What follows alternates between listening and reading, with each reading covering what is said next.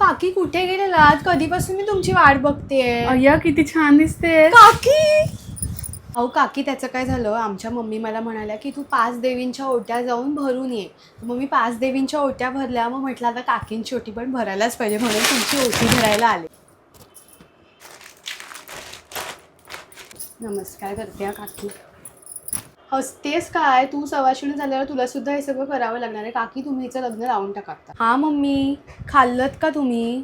तुम्हाला मी सांगितलेलं ना नका करू तुम्ही उपवास. अहो काकी, मम्मींचा कसा दरवर्षी उपवास असायचा ना, मग आता मी म्हटलं की मम्मी तुम्ही नका करू उपवास, मीच करते तुमच्या वाट्याचा. कसं त्यांना जमत नाही ना, आता डायबिटीज, कोलेस्ट्रॉल, थायरॉइड सगळंच आहे त्यांना. पण तरी बघितलं तुम्ही, अजून त्या उपवास करून बसल्या. पण आमच्या मम्मी एकदम कडक उपवास करायच्या, आधी निर्जळी वगैरे करायच्या आणि अनवाणी जायच्या सगळीकडे. काकी माहिती का, आता पाय एवढे त्यांचे टणक झालेत ना, काटा वगैरे शिरतच नाही आतमध्ये पायात, काटाच तुटून जातो डायरेक्ट. काय ग, नवरंगाच्या साड्या नेसतेस वाटतं रोज, सासूने सांगितलं वाटतं. अहो नाही काकी, आमच्या मम्मी तर म्हणाला तू ड्रेसच घाल, कुठे ऑफिसला साडी बिडी नेसून जायचं.